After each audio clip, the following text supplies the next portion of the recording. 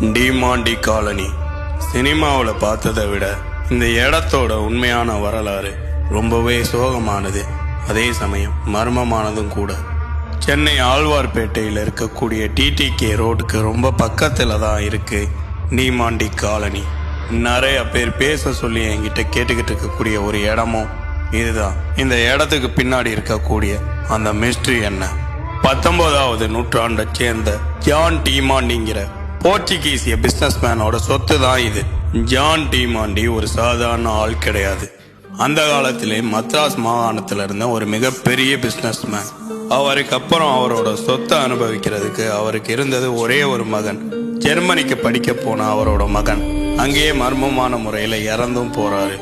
இந்த ஒரு விஷயத்தை ஏற்றுக்க முடியாத அவங்க மனைவி மனநல பாதிக்கப்பட்ட அங்கே இறந்தும் போறாங்க. கடைசியா டிமாண்டியும் அனாதையா சோகத்துல மூழ்கி போய் அந்த பெரிய பங்களாலே இறந்தும் போறாரு. ஒரு குடும்பமே அந்த இடத்துல அழிஞ்சு போனதுதான் இப்போ வரைக்கும் அங்க நடக்கக்கூடிய மிஸ்ட்ரிக்கான ஆரம்ப புள்ளி.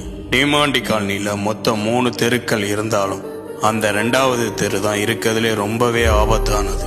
2வது தெருல இருக்கக்கூடிய ஒரு குறிப்பிட்ட வீட்டுக்கு குடி போன ஒரே குடும்பத்தை சேர்ந்த 3 பேரு அடுத்தடுத்துன்னு தற்கொலை செஞ்சிருக்காங்க. அந்த இடத்த யாரும் ஆக்கிரமிப்பு பண்ணிடக்கூடாதுன்னு செக்யூரிட்டி கார்டுகளை அங்கே வேலைக்கு போட்டிருக்காங்க. ஆனால் அப்படி அங்கே வேலைக்கு சேர்ந்த யாருமே ஒரு வாரம் கூட தாக்கு பிடிக்கல. அதுக்கு அவங்க சொன்னது, அங்கே இருக்கக்கூடிய ஒரு ஜன்னல்லேருந்து யாரோ ஒருத்தர் விடிய விடிய எங்களை பார்த்துக்கிட்டே இருக்காங்க, நாங்கள் தூங்கும்போது எங்கள் காலை பிடிச்சி யாரோ இழுக்கிறாங்க அப்படிங்கிற விஷயத்த அவங்க சொல்லியிருக்காங்க. அங்கே இருக்கக்கூடிய அந்த பழைய இரும்பு கேட்டுக்கு முன்னாடி நின்னா உங்களோட ஃபோன் சிக்னல் திடீர்னு கட் ஆகும். இன்னைக்கு அந்த பழைய பாலடைஞ்ச பங்களாக்கள் எதுவுமே கிடையாது. மர்மமான விபத்துக்கள் காரணமாகவும் பாதுகாப்புக்காகவும் ஒரு சில வருஷத்துக்கு முன்னாடியே இடிச்சிட்டாங்க. ஆனா இன்னைக்கும் அந்த தெருவோட பயம் கொஞ்சம் கூட குறையாம அவ்வளோ ஹாரரா இருக்கும். உங்கள எத்தனை பேர் டிமாண்டி காலனிக்கு போயிருக்கீங்க? கமெண்ட் பண்ணுங்க. மறக்காம நம்மளை ஃபாலோ பண்ணிக்கங்க.